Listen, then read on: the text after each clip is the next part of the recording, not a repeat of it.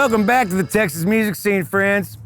Del Rio, Texas is hometown of both Radney Foster and an immensely talented young singer-songwriter named William Beckmann. He's got traditional country music chops for days, but make no mistake, William's no one-trick pony. Here's the story behind the 7-song project called Faded Memories.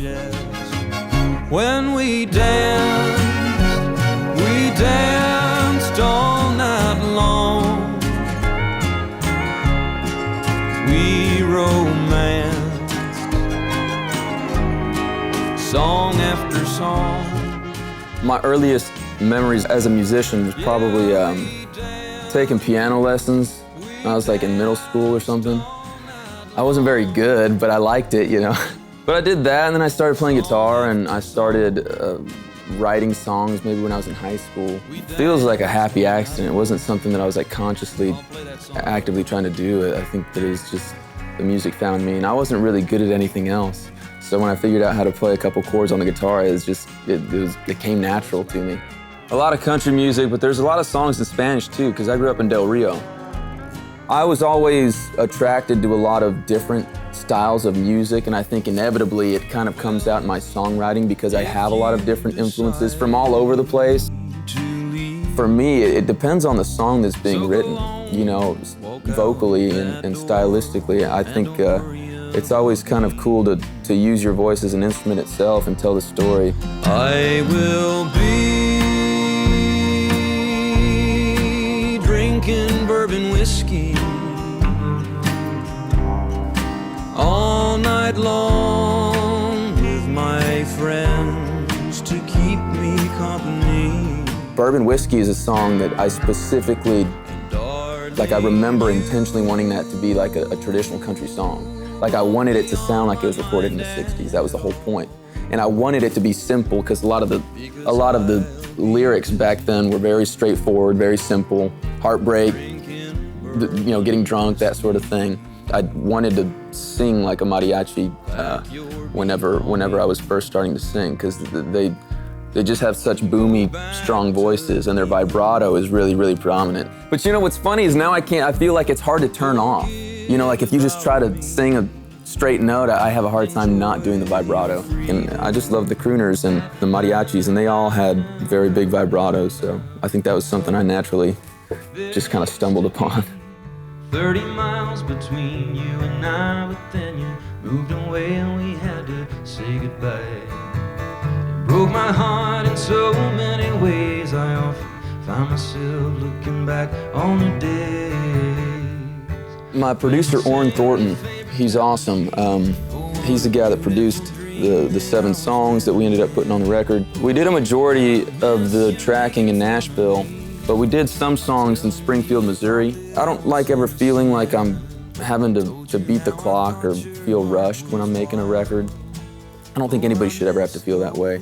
And it's easy to feel that way whenever you're tracking in Nashville and there's just a lot of money on the line, a lot of other people's time. Musicians come in, they come out, you know, it's a very thing, and which is fine. Some people work well that way, but I don't. I like to really take my time and figure out what it is that I want to do. Now I can't find a single answer, 'cause you left me in the dark.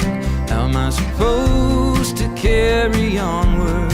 What am I supposed to tell my heart? That song kind of just fell out of nowhere. I wrote the guitar part for that song, and I remember I pulled out my phone and I started recording, and I just started singing off the top of my head, and I would say that 90 to 95% of what I just sang off the top of my head ended up being what the lyrics became. That song, I don't really know where it came from, but I'm glad I ended up with it, because it's a really special song to me, and it seems like a lot of people connect with it. I would not be doing this at all if it was not for Radney Foster. And a lot of people know that, and I preach it because I think it's important. Radney was the one that, when I was maybe a junior in high school, I think he saw something in me, or at least I like to believe he did. But he basically asked me what I wanted to do with my life and what I wanted to do for a living, and I told him I wanted to do what he does. And so he told me to write 100 songs. which was not an easy task, but I did it. Next time I saw him was probably a year later, and he asked me if I'd written 100. I said, yes, sir. And he asked me if any of them were good, and I said, no, not a single one.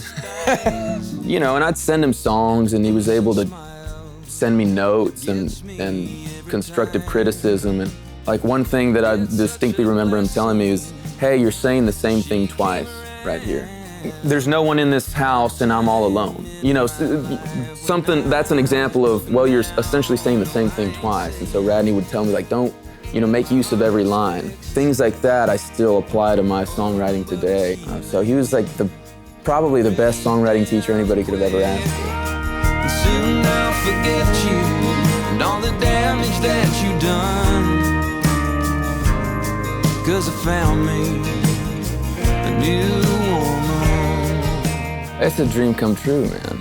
I mean, I've been watching the Texas music scene since I was in high school, dreaming that someday I'd be doing this. And so it's very surreal, and I'm very humbled and appreciative of the fact that I've been invited to be a part of it. And that goes with everything, with the shows and getting to open up for everybody that I grew up listening to, it seems like. I wanted nothing more than to be a part of a community, and that's what I've got. That's what the Texas music scene is, and I couldn't be more thankful.